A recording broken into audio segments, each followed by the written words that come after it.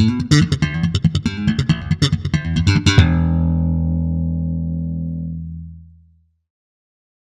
again, Mark here from Talkingbass.net.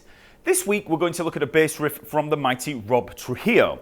Now, most of you will know Rob as the bassist for Metallica, and some of you will also probably know of his work with Ozzy Osbourne and his original rise to fame playing for Suicidal Tendencies. And all those bands are pretty metal, but to only think of Rob as a straight metal player would be missing out on a whole other side of his playing. He's also a fantastic funk player, and there's no better example of this than his awesome work with the band Infectious Grooves. Today we're going to look at Rob's great slap technique in the shape of the opening riff from the tune Punk It Up, and it sounds something like this.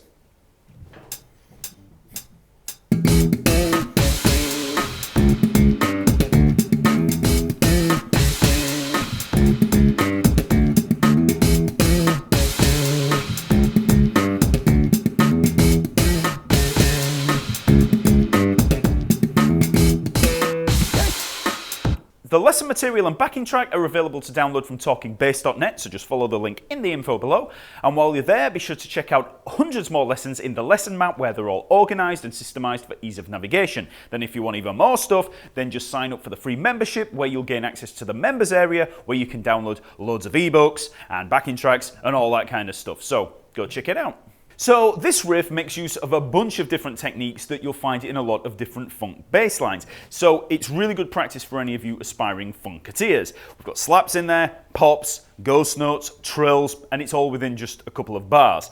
So first of all, we'll just work through the notes in there and then I'll give you some tips on the actual techniques. So we begin with a ghost note on the A string followed by the E there, 7th fret of the A string. So okay, and that's before the beat, so that before beat 1, so that's an anacrusis leading us in, or a pickup. So, okay, so then we pop the E there, 9th fret of the G string, and we play a little slide there, almost a trill. Okay, just leading up to the F there at the 10th fret, and then back. You could actually try playing a bit more of a trill. It doesn't really matter because there's not much time on that note. So then we've got the C sharp there, 6th fret of the G string, followed by that little trill on the 6th to the 7th fret. So C sharp to D. Okay, so we've just got that little trill with hammer-ons and pull-offs, and I'll cover that in a second. Next we move down to the C sharp, 4th fret of the A string, and we have a little rhythm on there. So we've got note, ghost note, note, all slapped. Then we move up to the G, 5th fret of the D string.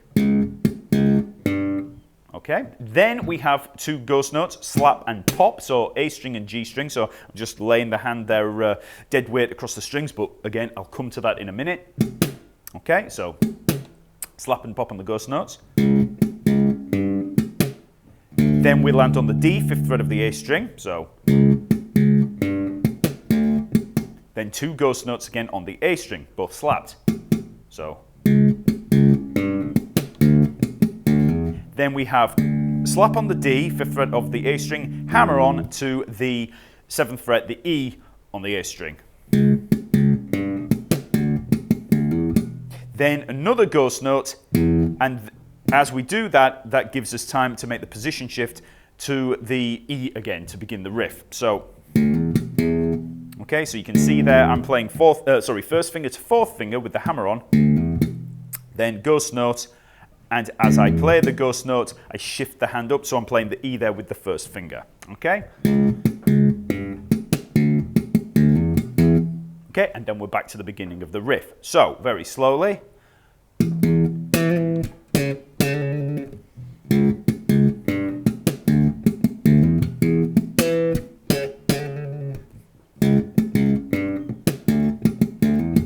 Okay, so that's the riff. Start it really, really slow, just making sure that you're accurate with the notes there and with the ghost notes. You don't want to get sloppy with this because it's pretty easy to get sloppy when you're trying to go between all these different techniques. So start it out slow, make sure you're getting everything accurate, and then just gradually build up speed. Now, in terms of the techniques, we obviously have the slaps and pops in there. Now, that's an entire area of study in itself. So if you need any help, I do have some lessons here on YouTube, but I also have an entire slap bass course over at talkingbass.net, which takes you from absolute basics all the way through to advanced fills and solo lines. So if you want to know more about that, just follow the link in the info below. So in terms of the other techniques in there, we have the ghost notes and we have the trills. So let's start with the ghost notes. Now, ghost notes can be a little bit tricky when you first try them because, you know, we're going for this kind of dead sound, and we do this by holding down the hand on the strings just enough so that we get the muted sound there, but not enough so that we get a note. So it can be a little bit tricky when you start out just trying to hold it down for the right amount. Now, I have a much easier way of dealing with them rather than trying to think of the amount that you need to hold them down. And that's by thinking of what I call home position. Now, any of you that have seen a lot of my lessons will know exactly what I'm talking about, but I'll just run through it for those of you that don't. So, for home position, we take that first finger and then just lie it gently across the A, D, and G strings. Okay, so it doesn't matter for now where we do it. Let's just do it over the 5th fret, let's say. And we're going to be laying that down there, and that's dead weight. So we're not pushing the strings down at all, we're just holding it against the strings. So if you think of the string like this, we're just touching the string, we're not pressing it. So that's there. Now when you do that, you'll probably get harmonics. But I mean, if you're holding it down you might get a little bit of a muted note in there. The problem is we're over a node, so we're going to be getting harmonics.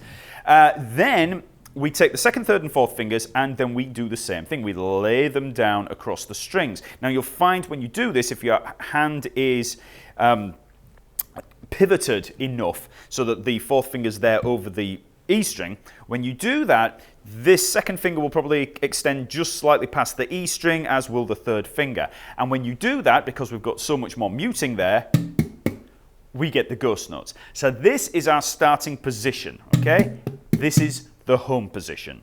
So I try to tell students to use this home position as your default go-to position. So you plug your bass in, you're there on stage, get yourself in home position. You know, this is like putting your car in neutral. So we're just there, and we're not going to get any noise, we're not going to get any kind of problems there, you know, none of this kind of stuff. If you bang the bass on anything, you're not going to get any noise. We've just got silence there, okay?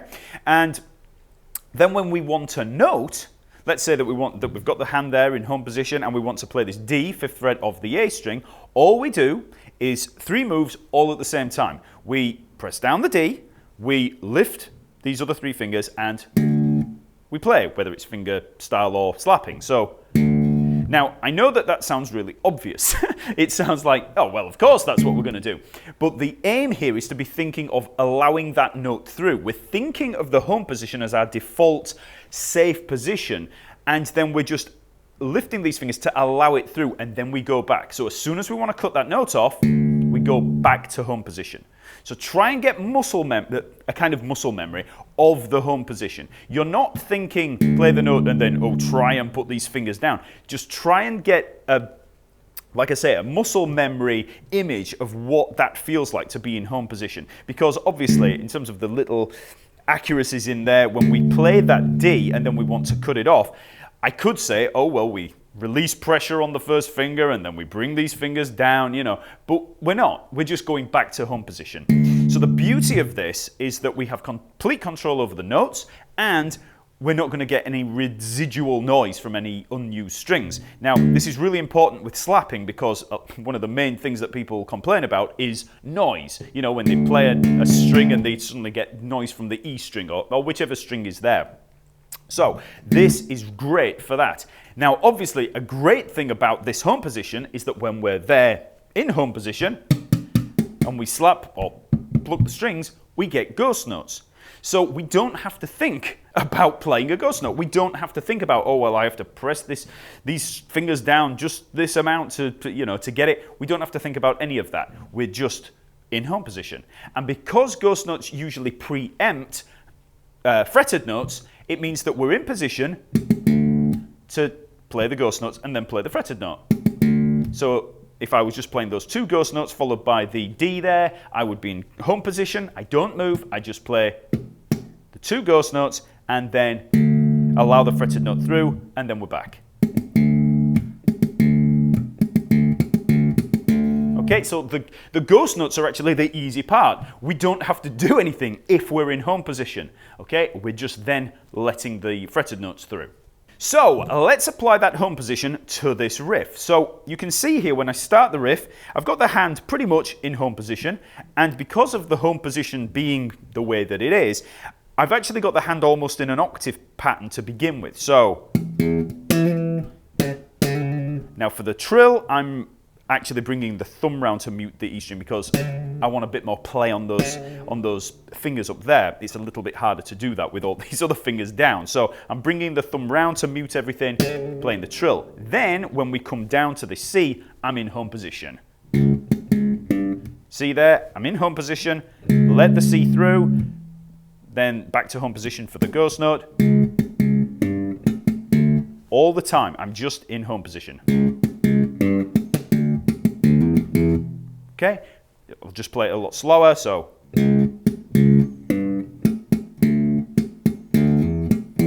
Okay, so I missed out the pop there, so. So, as you can see, because I've got this hand right across the strings, it doesn't matter whether I want to play a single string, ghost note, or slaps and pops on multiple strings. Same thing. And this hand is a lot cleaner, okay? No, spider fingers and all that kind of stuff. The hand is just real nice and clean, and we can just pick out the notes that we want. Now, in terms of the trills, we've got two trills in here. So we've got the first one up at the E here, so which is pretty much just a slide, as I mentioned earlier. It's just a slide from the E up a fret and then back. Now, you could try and put more notes in there, if you want more of a wiggle, but as I said, it's just a very short space of time, and we just get that nice little wobble on there with that. So, it's kind of a trill. But then for the next part, we've got a proper trill. Now, the key to this is, if you've never tried hammer-ons or pull-offs before, is to put your finger down, the first finger, down onto that C sharp there, 6th fret, and hold it there. Okay, we're not going to take our finger off at all. So we've got the finger there, and then we're just going to, once we've popped that note, this hand doesn't have to do anything, and then we just hammer on with the second finger, and then pull off. We keep this finger held down. Okay, so that's the motion. So try plucking that note, hammer on, as in just press down with the second finger, and you'll get the note. And then for the pull off, we just let it slip off the string again, while keeping this first finger there. And just try building up speed with it. Okay? Then the tough part is putting it in the riff, because you've got to very quickly jump into it. So.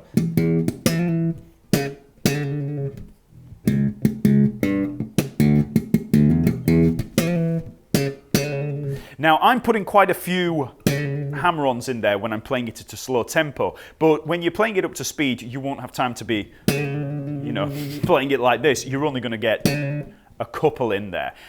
It doesn't really matter. It's for the effect, really. We're not going for, clarity of notes or anything like that. This is just to give us that funky little wobble, okay? So, that's the trills. Okay, so that's Punk It Up by Infectious Grooves. Please like this video if it's helped, subscribe to the channel, and hit that little bell symbol to get notifications of the weekly lessons. Remember, all the lesson material and backing tracks are over at talkingbass.net, so just follow the link in the info below, and then subscribe for free membership to gain access to all that good free stuff. Okay, I'll see you next week.